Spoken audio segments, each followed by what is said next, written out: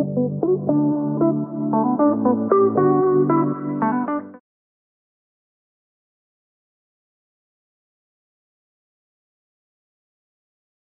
le problème à faire billetterie et un sonné. Qu'est-ce qui ne marche pas? Qu'est-ce qui ne va pas? À faire billetterie et un sonné, les vangantama. Et ce qui est comment? À faire la billetterie et un sonné, ce qui vous remarquez bien, tout ça sincère, tout le la vérité. Moi, je vois c'est comme s'il y a un problème à partir de Ticketmaster. Au Pessimwa, au Boyi, la spiritas, na ba gaulois, guerre d'esprit, guerre froide. Donc, il faut y avoir danger. Bonjour, bonsoir, salam alaikum chez vous. Na mikolo tolobi, mi baramu, nabino, tout ba fan club, oyo bolingaka Saint-Figaro partout dans le monde. Les lots, koloba, polémique, mbutu, babike awawa, na var na biso, émission zalaka, autorisé à koloba polémique.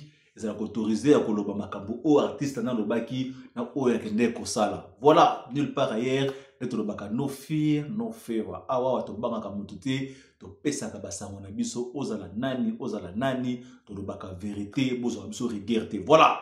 Saint-Figaro égale à lui-même, maboko toujours pembe, les cambo na motodoté. Voilà. Lelo to kolobela à faire ma billetterie, ya ba artiste na biso biso obet ba concert. Oyo kolandana awa toko banda ba concert ya mai héritier Watanabe na ba concert ya ba le 7 juin toko le plus makambo à faire billetterie et un sonné. Qu'est-ce qui ne marche pas, qu'est-ce qui ne va pas? Alors tout toko le yango awa toko le bela le susu rando ya danger au pesimwa au bois boyi ba spiritas na ba gaulois, guerre d'esprit, guerre froide. Donc, il faut y avoir danger. Tokolobela, Robino Mundibu a fâché contre Fally Ipupa. Ni nyango si la kate, tokolobela yango awa. Tokolobi toujours ba sommaire na biso, tokolobela pe affaire Fally Ipupa. Tokolobela pe mopao mokonzi. Nini yango ezali koleka na via mopao mokonzi eloko nini yango si la kate bato ya mokili kaka mopao mama si kaka mopao mama lia kaka mopao boy alors tofandi awawa pona ko décortiquer makambo moko na moko. Saint-Figaro mibaramu na bino ba fan club na pesi bino mbote tout ba sponsor officiel na biso ndenge zalaka toujours na pesi yo mbote. Anthony Madidi, le camarade de Barack Obama, mi baramo na yo. Na pesio mbote Dodo Maziza, mi baramo. Na pesio mbote Alex Tima tombé de la koya. Bala mama Clara, mi baramo na yo pe lokola. Maria Kombe, babi botia dona beja, mi baramo na yo bambote na yo partout. Oyo zali kota la biso. Voilà.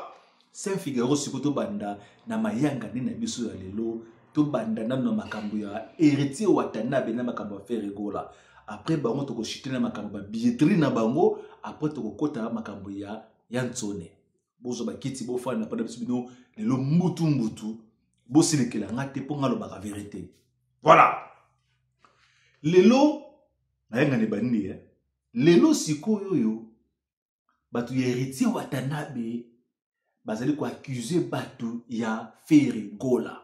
Alors bango boy ba spiritas bazali ko accuser batu ba gaulois na sens ni lelo awa wa ki sortie médiatique ya Francis Dibaya azali chargé marketing ba porte-parole ya héritier Watanabe omona sali sortie médiatique moko ba meki pa mombele bomona ke bazali ko accuser directement faire rigola na batu nae. Soit disant que ba Gaulois fait rigola bakenda ko beta diabo contre héritier Watanabe pa Yansone. Donc c'est-à-dire oyo ko bina balabana malobana bango jeune wana bovan na batu na ye bakenda pa Yansone bakenda ko funda héritier Watanabe balobaka non Yansone asimisa ki héritier touche pour na makambu la concert asuka babetaki awa oza maloba bimi pa na ngate bimi pa porter parole ba to ba kende ko représenter héritier Watanabe pa ya Mombele ne reso na mission Mombele so botali yango.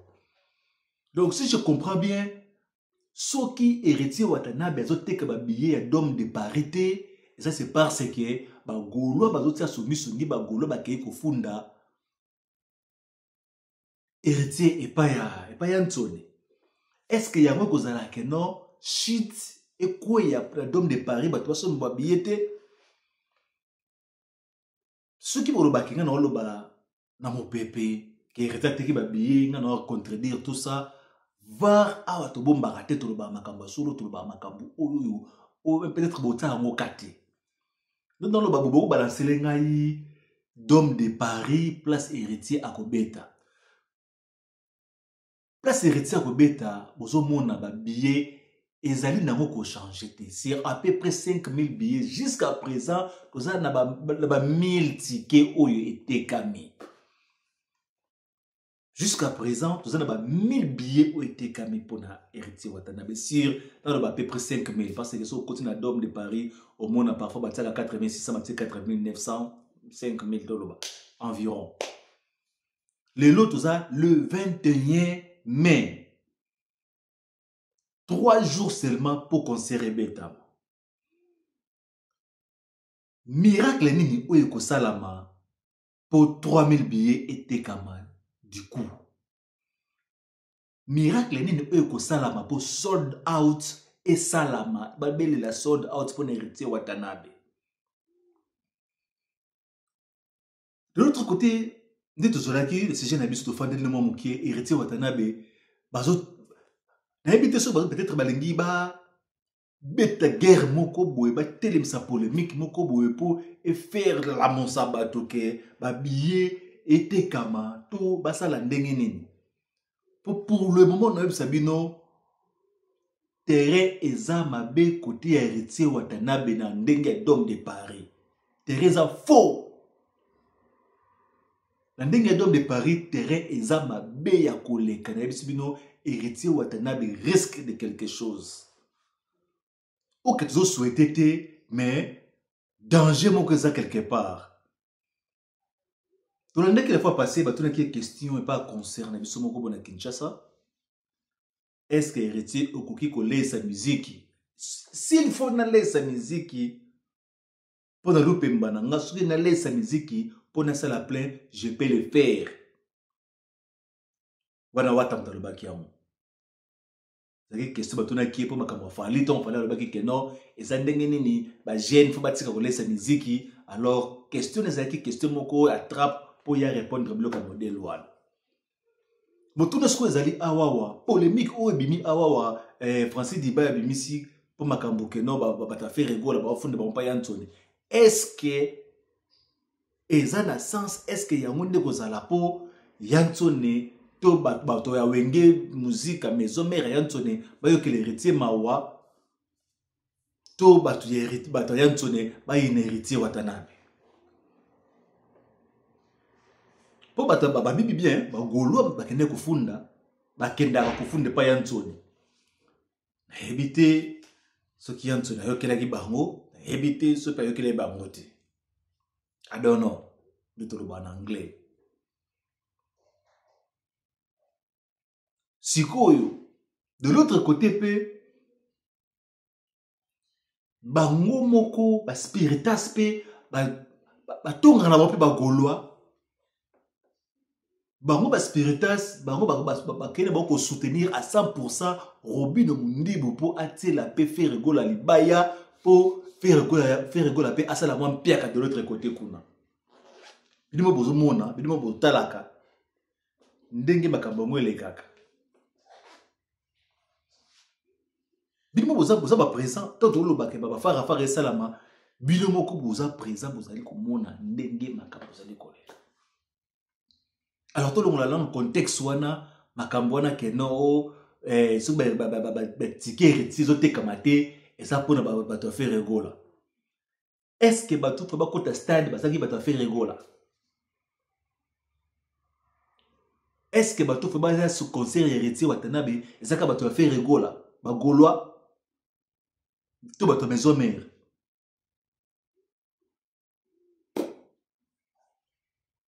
Tolingana tosalisana, tozali bato ya ekolo moko yawe. Tolingana tosalisana ngo yoyo. Voilà, to chite sikoyo, to leka mwa mukie, makama babiye. Je crois que le bakama ba héritier déjà to englobé na kama babiye na ye. Faire go la paix côté na ye, malgré concert za le 7 juin, c'est comme si balongo la partie wa biye zali, ba concert bazongi siango, c'est comme si balongo yango bazongi siango et comme quoi embrouiller bato, comme concert na bato ndire mo tout ça. Botika ko manipuler ba billetterie na bino ba artiste tout bo beta mikolo oyo. Tout le monde dirait ba manipulation comme si ba nous comme si ba stade ndambu, ba kisi ba tek ba bien ndambu, so bien ndambu sili, ba kisi ndambu, bo banga ba mpia, bo banga keno to dévoiler. Zo ba ke to ba no dévoiler to ndenge nini. Faire rigola, ateki ne belé, mais et ça peut nous pe belé. Voilà. Robino Mundibu. Neb Sabino. Maman na manque ya respect pour na bato ya fali à répondre brutalement puis insolemment na partie où ya banote la motema ke bako support ye na partie on notsa motema ke non fali pour pa ndenge za la toujours à côté poids aftu ndenge ni to ndenge nini. Soit disant que depuis ba blocage na ba WhatsApp depuis ba banda ke ba kipake le sous-souté a comment na ye tantôt akobeta na héritier lelo a sonner na héritier pour héritier ozala ya ozala invité pas héritier ozala invité pas na ye akomisi tango atikala ye moko abeti banzembo a faire rigola pour na nini pour yo saka ka fali mutema passe. Bon, stratégie ya Mundibu ezani na kati wana. Robino Mundibu ogani nini na barando oyo zali koluka lelo bi ke deja awawa ndengo teli faire rigola libaya ato yembi banzembo na ye yeba ke bato de ba fini au bouton déjà donc ata baza na Paris ba koya na ba concert no ata ba préférer ba ke na ba Bruxelles pour fait que tu déjà faire rigola libaya et l'accès déjà que nous au déclarer guerre yo na ba Gaulois au déclarer guerre yo na faire rigola.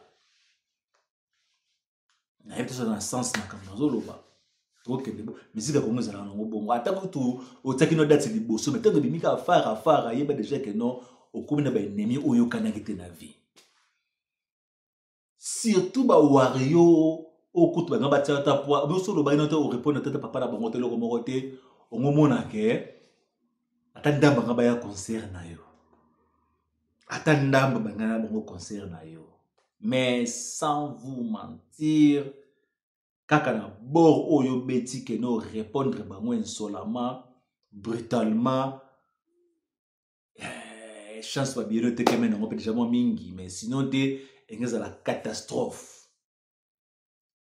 To robite que no fallait à l'équipe bato nous surtout sondeni. Mais to robite que vu que ba rando oye koma que non na bato ya faire rigola, ba rando zali na bato ya fallait poupa. Et l'homme peut-être après un concert auto yébité, ce qui probé banana na héritier Watanabe.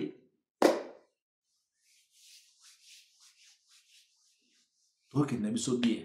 Quand tu as bien, en train de checker penza billetterie na yo Robino Mundibu. Félicitations côté wana au technique ba billet à peu près 85 billets kaka o etika lepo au ça la sold out na yo il y a des 7 jours. Voilà. Félicitations na yo mibara mona ba fan club na yo o ba yo kota ndule na yo ya le 7 juin. Voilà. Affaire billetterie ya Yansone le Vangantama. Et ce qui est comment.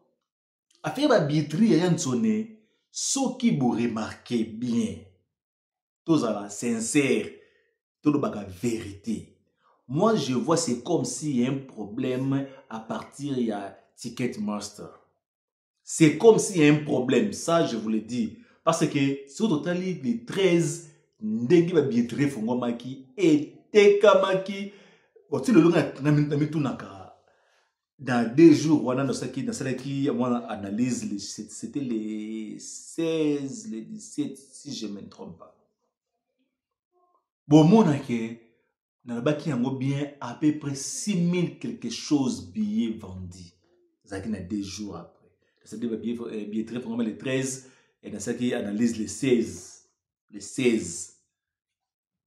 On a à peu près 6000 billets vendus. Which atanga moko na côté moi malili mukie atanga moko eselenga moi quoi hein. So neni. Oh, c'est pas facile on te comme 6000 billets na 2 jours. Si on bet 6000 billets na 2 jours, ça les a 9000 billets. Donc c'est-à-dire en octobre avant de commencer à juin awawa, déjà tu bet un sold out.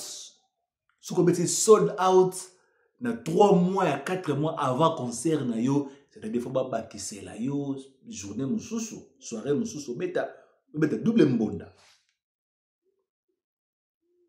Alors après que cette investigation on dirait Ticketmaster et Stack. Ils qui saturé, batbaso bebele mobondo au même moment. Tout le monde qui Stack est calé. Il y a des problèmes techniques niango ezali kakato et cielé.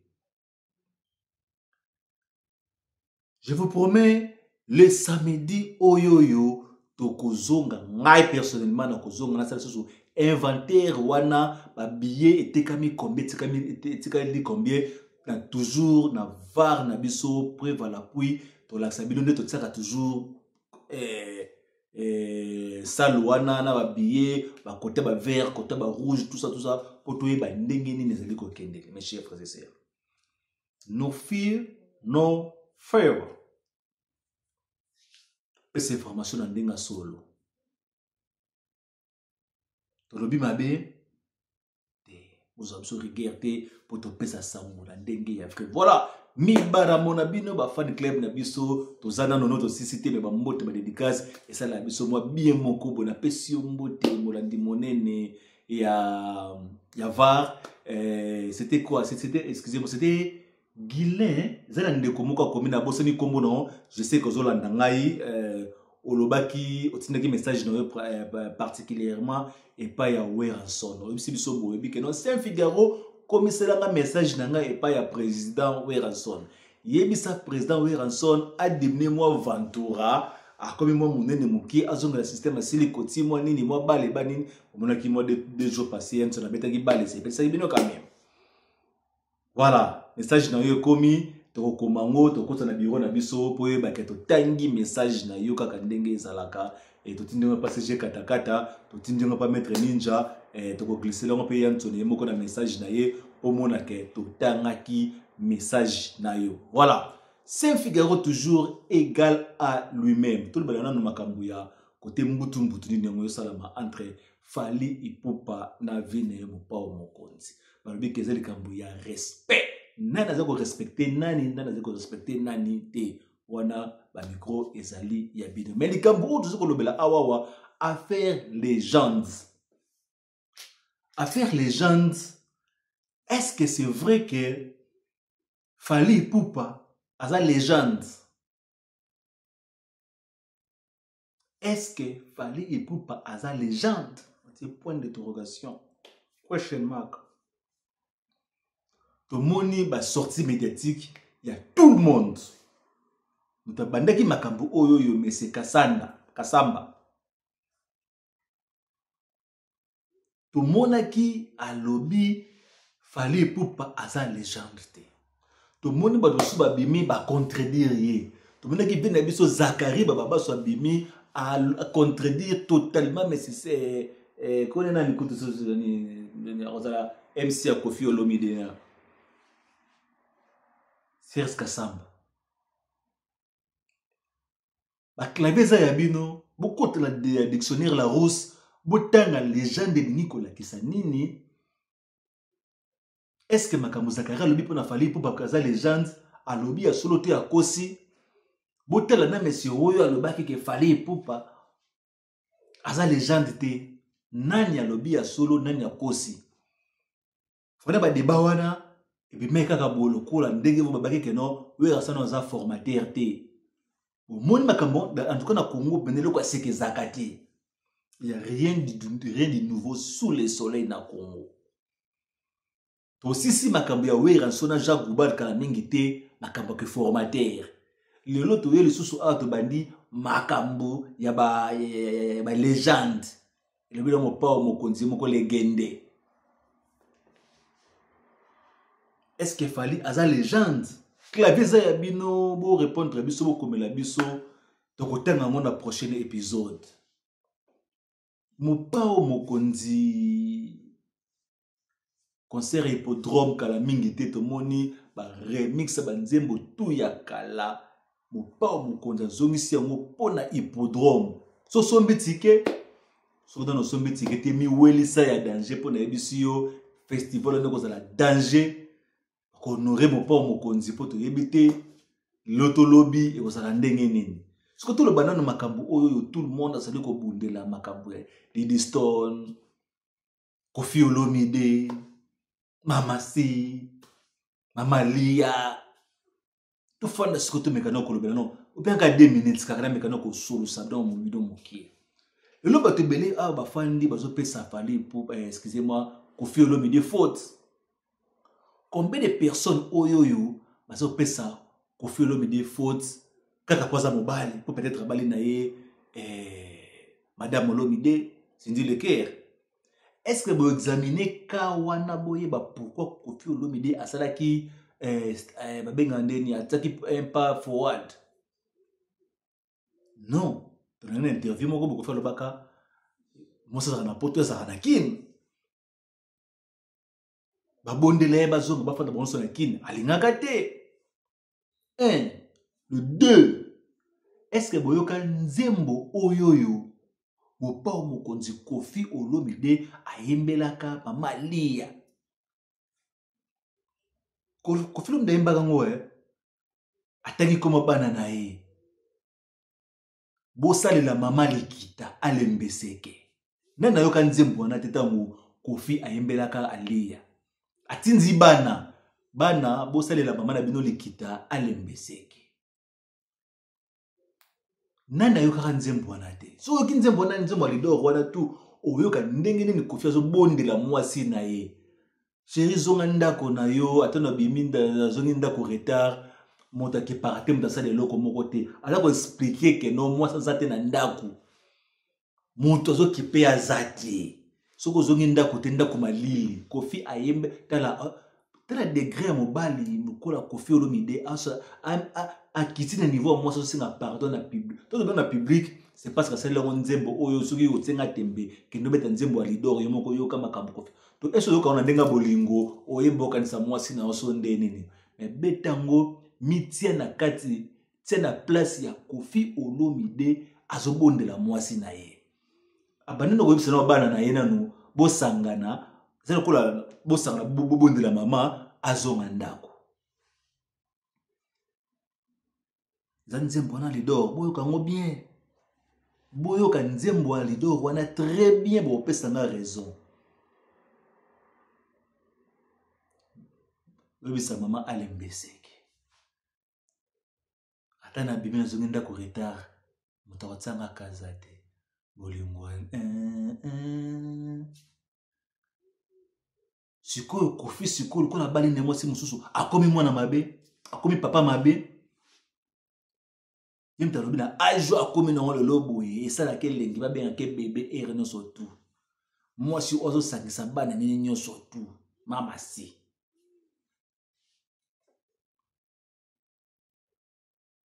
na vrai boule sikoyo ndena teto solo liboe boyoka combien de nzembo o Koffi asala ya osenga ba pardon 2 chansons osenga lia pardon abondela zonga ndako malingi ne kaka via libanda via poto. Est-ce que ça appelle quoi sika oyo to mona ke no patron lingi travailleur oya bomata bula inani bakoba mobale ya mbili ya belle maman Jeanne Marie Jeanne Mboyo nani yango bambaye mabanga ya kofinde sikoyo sija mokili mobimba. Bandeko. Tobolo lebele. Mais na sabino boyo ka nzembo ya Lidor oyo Kofi asalela ka ya suka wana. So oyo ki nzembo wana bima na TV yaka o critiquer Kofi Olomide pona makambo ya Lidor de Diston na Mamasi. So oyo ki nzembo ya Lidor na yebisi yo ke nesi su bima su sala so interview critiquer Kofi Olomide. Voilà. Na niveau ya Maman Léa andime ke na ba concert a fallé pour pas atelemaka na ba gradin, atelemaka na ba fosse.